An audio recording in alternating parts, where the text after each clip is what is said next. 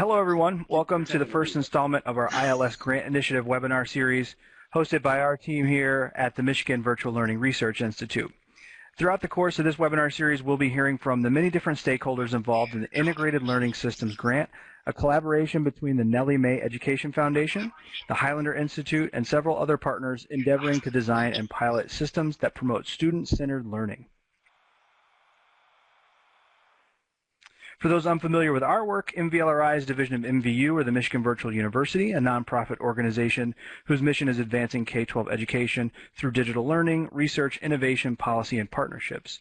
MVU's efforts include providing online courses to K-12 students across Michigan and the United States, as well as providing a variety of professional learning opportunities for educators focused on innovative educational practices such as blended learning, providing resources, products, and services to personalize learning options for their students and improve student achievement.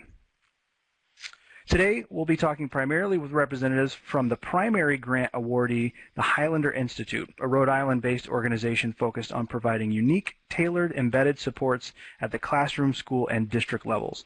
We also have with us a program officer from the Nellie Mae Education Foundation to provide additional context and background information on the project and its progression. Before we dive into the presentation, though, why don't we get started with some introductions. So I'll hand it off to Lucas first to introduce himself. Hi, my name is Lucas Orwig. I'm a program officer at the Nellie Mae Education Foundation. Okay, how about you guys from Highlander? Hey everybody, my name is Jonathan Santos Silva, and I am the project manager for what we are calling Fuse Architect Project. My name is Sean Rubin. I'm the Chief Education Officer here at the Highlander Institute. Great. So with that, this is kind of our first webinar. We're going to be kind of providing some background and some context for folks, but we've got a series of questions here that we'll kind of talk through together, and we'll just kind of learn more about the project in general. We are at the early stages of the project, so we don't have a ton of findings to report on just yet, but we just want to get a feel and a sense for how the project is progressing thus far and really just how it's going. So our first question, could you tell us, and this is for the Highlander Institute folks, could you tell us about your concept for the ILS program grant? What was your conceptualization about how you would kind of go about doing this work?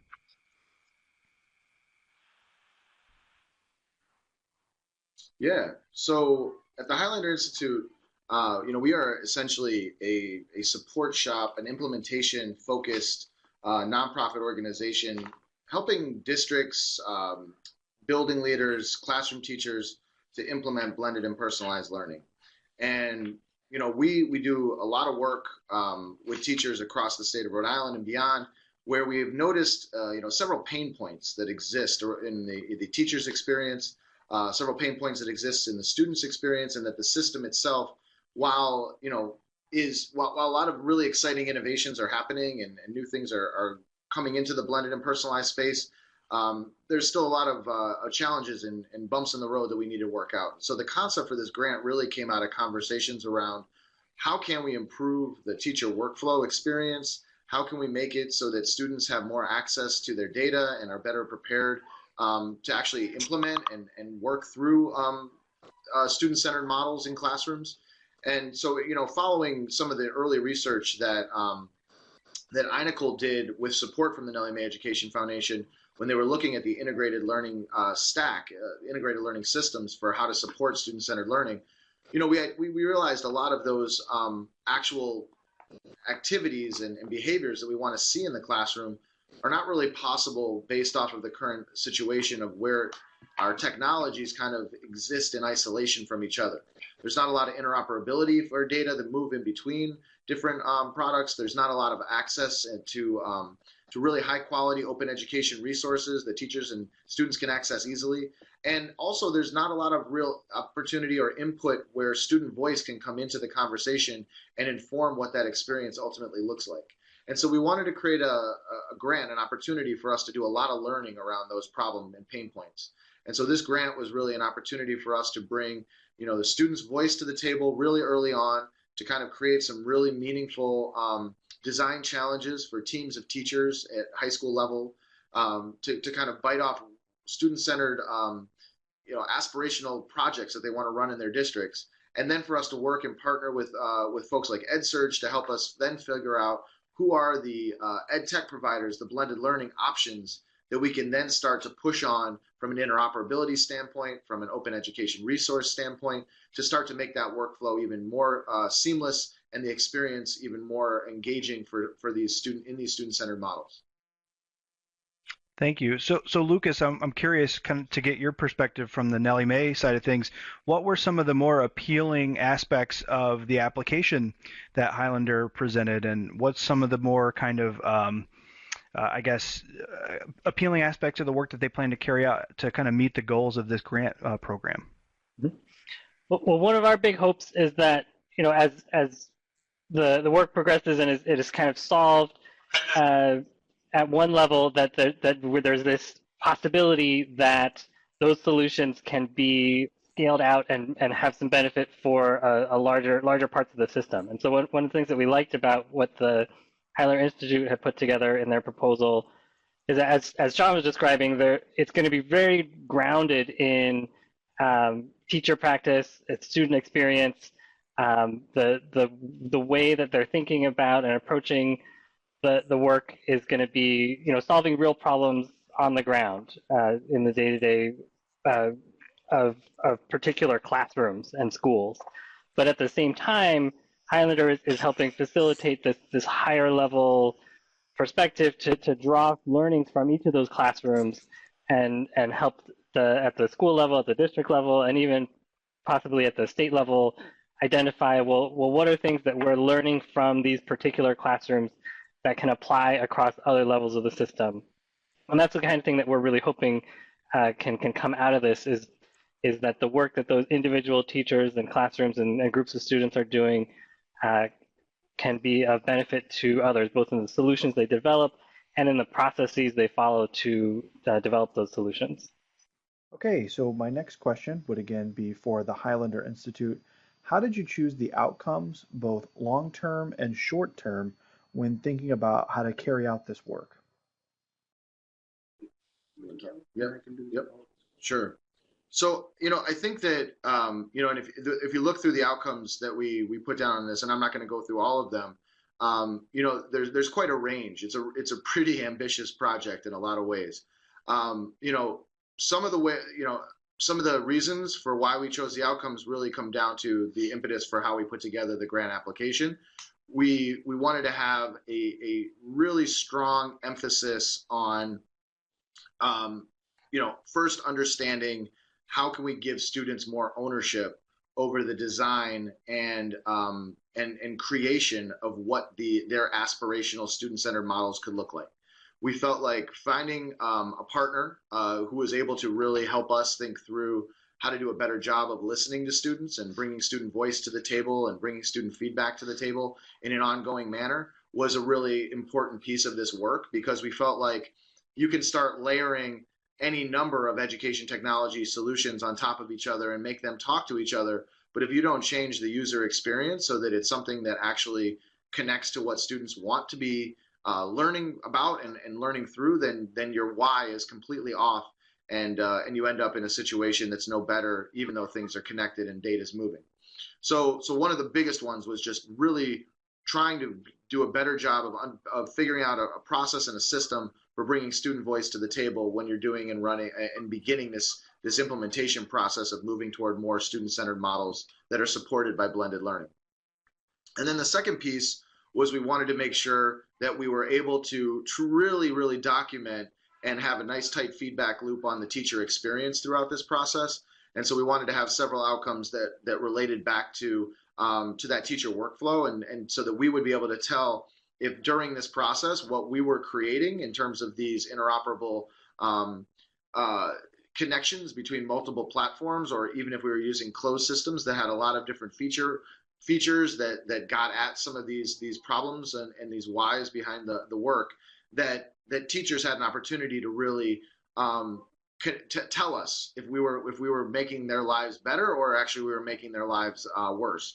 Because at the end of the day, if we're really going to think about scale on this work, it does come down to how much can we create a system that's going to actually drive behavior not one that we have to continually apologize for to the teachers that are doing this implementation on a daily basis. And then the other piece is, there's just certain R&D aspects of the work that we're doing at the Institute right now where we see there being some gaps. And some of those are around interoperability and the full stack of the software, but some of those are also around a seamless opportunity to access open education resources. And so we wanted to make one of the outcomes really pushing the state in a cross district capacity to be thinking about processes and systems for developing OER in a more seamless capacity. And we also wanted to make sure that that OER had more cultural relevance to the students that were benefiting from these resources in the classroom, so that we don't make the same mistakes that we made with our legacy paper pencil systems by making all the content completely Eurocentric and removed from the students' cultural experiences. And so that's another big piece of what we wanted to do. Okay, great, thanks.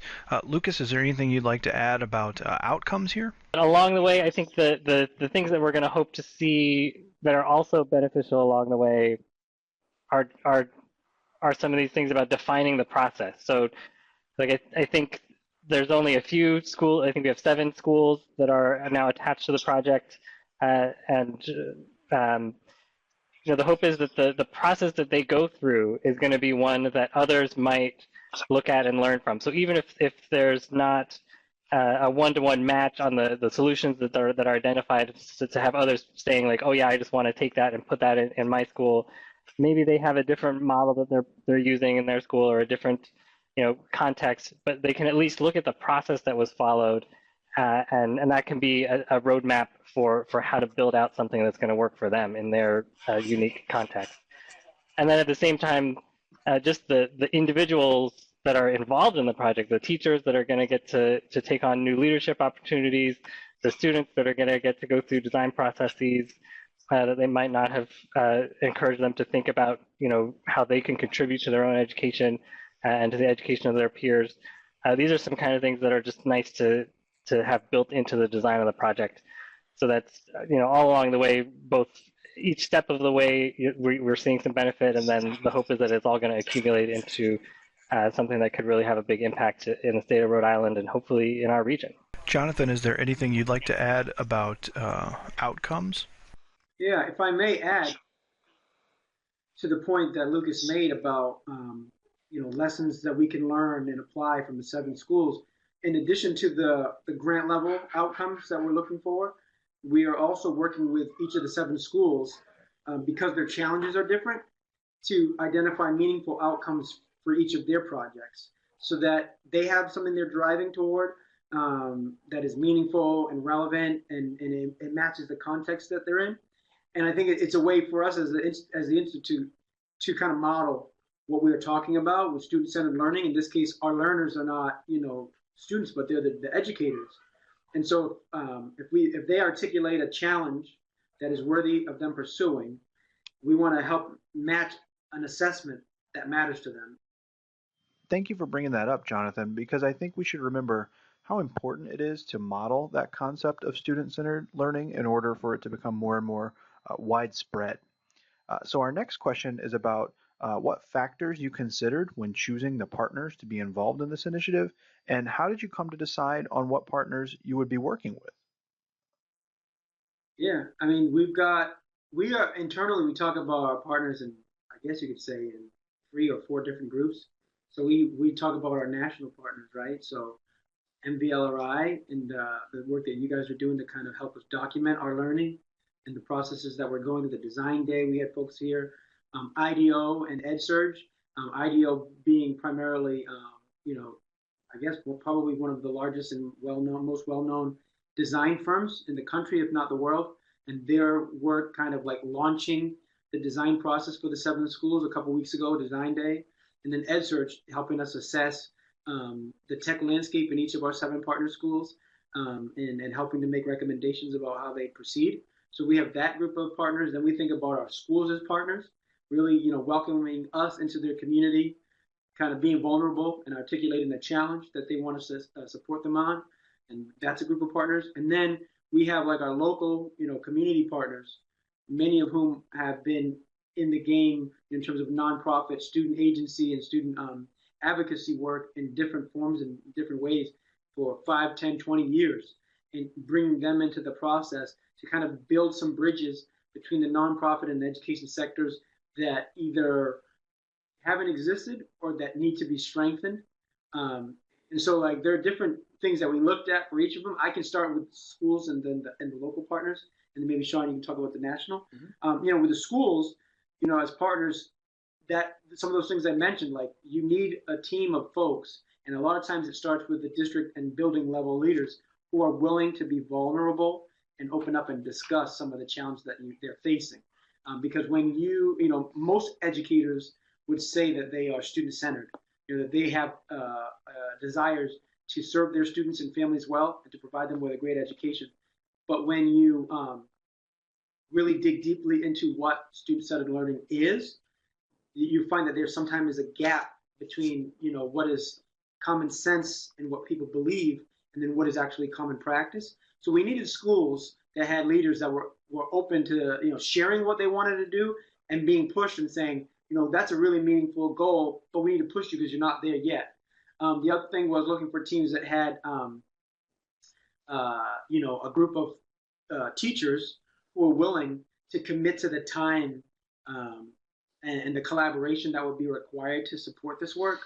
I wish I had brought a copy, but the MOU that we gave to schools is pretty thick, and it has asks of district level leadership, of the technology officers, building leaders, teachers, and it's not explicit. We're not asking students to sign off or initial, but even asks of students, like, what do we need from each of the various stakeholders within the school community to make this work happen? Then when you think about our community partners, we're looking for organizations that, whether through culturally responsive curriculum or through direct work with students in terms of advocacy and agency development, or even maker spaces and design work, organizations that have experience working with students, that know what it's like to kind of one of the things we talked about in the design day was like being able to welcome students to the table and yield some power and allow students to be a partner and a collaborator on an even playing field. These are organizations that have done that work and that have had success doing that, and so it can model for schools that it's okay to kind of give up some of that power and to welcome kids to the table, and that the work that you can do is oftentimes incredibly powerful and fascinating when they are an equal partner. So that's how we looked at that, and then like I mentioned, we have IDEO, EdSurge, Rhode Island Department of Education, the Office of Innovation. Maybe you can talk about how we chose them. Yeah, I mean, Jonathan really kind of nailed it. Basically we knew that we needed somebody who could support us around the design thinking aspects of this work in the early stages. Highlander Institute, as I mentioned earlier, has been probably a leader in figuring out how to coach and how to support teachers and be strong implementers at the district level and the building level, but we have not really taken a lead before on the design thinking process. I think we also wanted, as an organization, to partner with somebody that we could learn a lot from, and so I think we did. And so IDEO has been fantastic. Their resources, their materials that they produce, and what we liked about them as a partner is that they don't have a one size fits all approach. They come in and really wanted to learn what it was that were the outcomes specifically for this grant. What were the and they spent a lot of time getting to know these high schools, and that was really important to us, that it was not just this kind of stamped model that was placed on top of the work. And so I think what we are going to be able to do now through this grant is kind of pull out the process that IDEO put these schools through, and really be able to create a process that is replicable for other people to do without necessarily even needing to bring IDEO in every single time, but to create a leaner opportunity for folks to be able to bring that student voice to the table and really start to look critically at the practices they're using before they start on this next process, which is the EdSurge work. And so from an EdSurge model, like, it really was kind of a no-brainer. We needed somebody who was going to be who knew the market map really well, knew all the different players that were out there in terms of the edtech space, had the ability to kind of do readiness assessments of each of these 7 sites, and understand them from the district level down to the classroom level, to be able to make really targeted suggestions around what ed tech products are going to meet their needs with regard to the plan that they create. And so the concierge model that EdSurge has been kind of working on for a couple of years now really fits that very well. And so we've partnered with them to bring their concierge model, and they were really open about connecting with IDEO directly. And so it's been a real kind of like collective partnership. It's not like you're just hiring two orgs to do the work. In a lot of cases, that IDEO has been partnering directly with EdSurge, or the three of us have sat down together at South by Southwest EDU to really talk deeply about each of these schools and plan this work out. So it's been a great experience. And then here in Rhode Island, I think one of the big reasons that the state was kind of selected for this grant in the first place is that we've been able to take a lot of really big steps forward because of the ways that the organizations in the state are working and talking together. And so having the Department of Education truly as a partner around personalized and student-centered learning, and also really having several other grants with the Nellie Mae Education Foundation, and truly understanding what it is that we're trying to do here. They're super interested in the open education resource conversation. They're super interested in the EdFi and interoperability and data standards conversation. So we've got the right partners at the table, including the Office of Innovation, which is a newly formed office underneath the governor in the state of Rhode Island that operates to basically look for opportunities like this. Thanks for mentioning the Office of Innovation, Sean. I'm also curious about another public partnership in this initiative, and what sorts of conversations and decisions have involved the Rhode Island Department of Education, and how has that partnership been important in this process as well? Yeah, so the good news is that I think sometimes when you work on a state grant, you kind of are scrambling at the last minute to get all your MOUs in line, your letters of intent with different partners. In Rhode Island, the beautiful thing is that's not the case. We, since the previous Commissioner of Education and through the new Commissioner of Education, Ken Wagner, we've had a really strong relationship.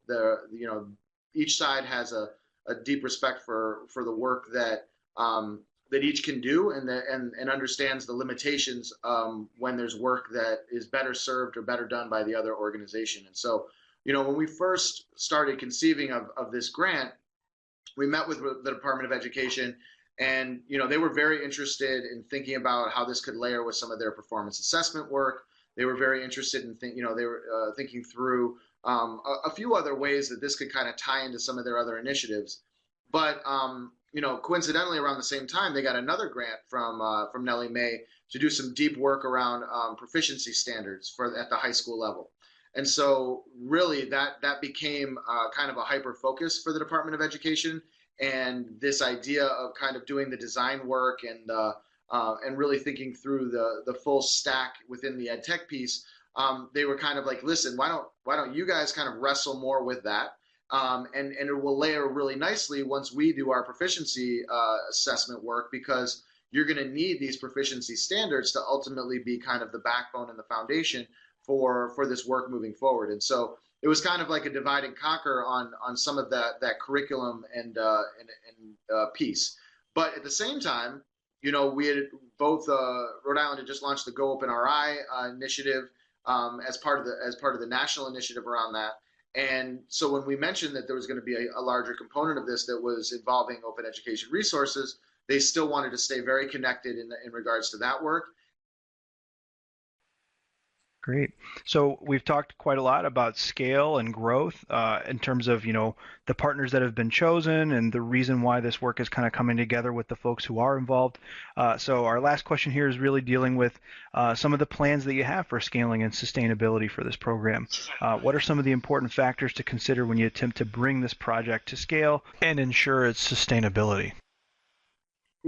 I think that I would rather answer this question in like another 6 months. I think that it's a little bit premature to start talking about what aspects of this we're going to scale from the implementation side, each specific school's implementation side. I think when we talk internally, we talk about how much we're going to learn out of this grant, and that we're going to be even if all 7 of these, tech stacks that we create fall on their face or end up having a roadmap that goes, is beyond the life of this grant itself, we're going to come out of this with a process, and that process will hopefully lead to the scalability and the replicability that Nellie Mae is ultimately hoping that will come out of this. But to say right now, when even just the design phase that we thought was going to be wrapped up around April 7th, with these nice, beautiful, nifty plans that each of these 7 schools are going to execute on, it's going to take us a lot longer to get to a place where, and part of that is learning, but part of that is also doing it the right way. This is a quick 18-month grant, and what we're realizing is that you can't truly bring in student voice, truly start looking at these problems from a design thinking standpoint, and tie up a plan in a bow in under 2 months or even a month. It's just not enough time, even if you have the greatest design partner in the world right there at your table. And so I think that what we're learning is that there's a lot of flexibility that is needed. There's a lot of iteration that's needed, and so I think to kind of call a shot around what aspects of this we're going to scale, or what aspects of this are going to ultimately be sustainable, is difficult. I think that ultimately what we will know at the end of this is we will know a process that can hopefully be scaled, so that more folks across Rhode Island, more folks nationally, if we do a really good job of documenting and publishing and creating frameworks and workflows and all the different things that kind of showcase the steps and the actions that we take, then more people will be able to take more experiments like the ones that we're going to be doing here in Rhode Island.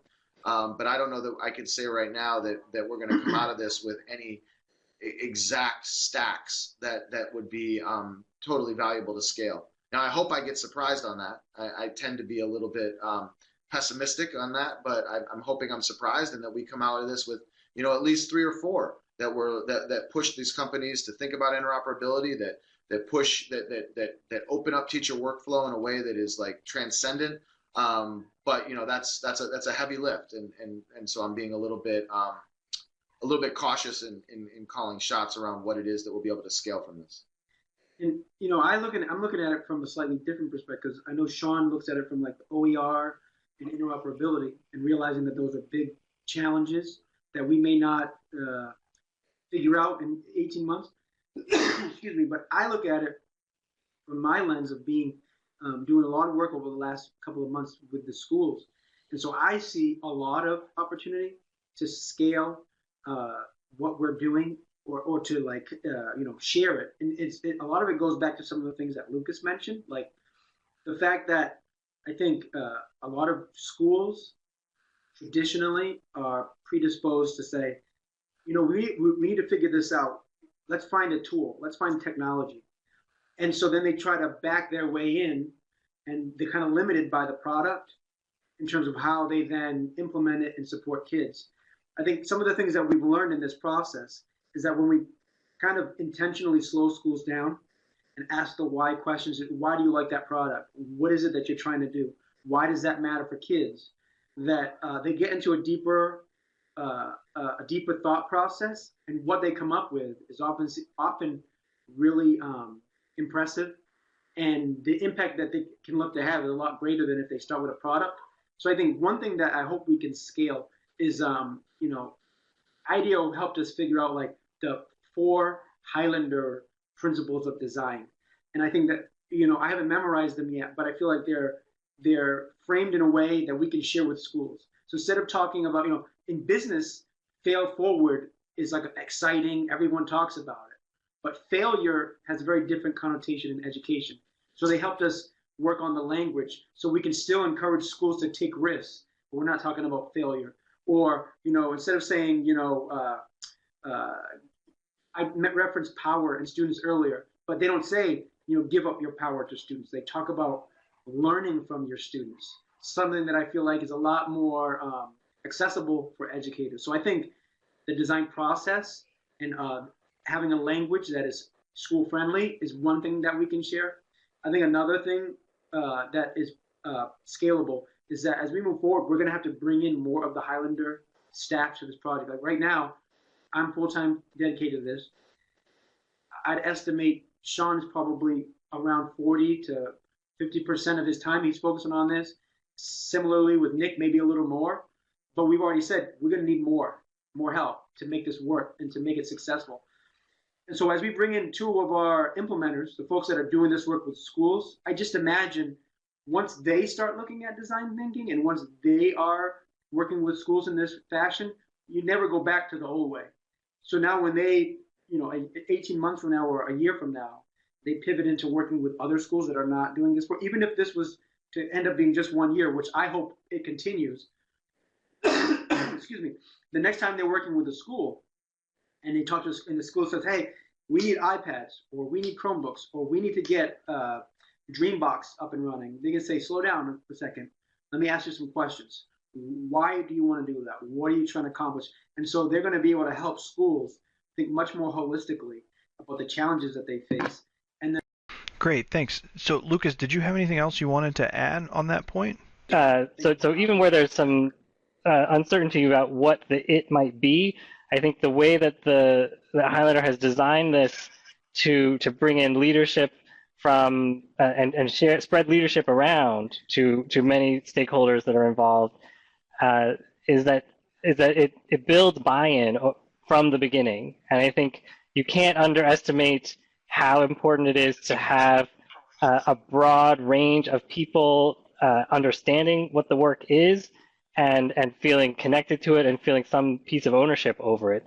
And so it makes me much more optimistic that when we get to a point where we start identifying things that we might want to sustain later on, that there's going to be a group of stakeholders in each community and in the state that are going to have the understanding and the tools and the placement to be able to make those arguments and hopefully actually sustain some of the stuff.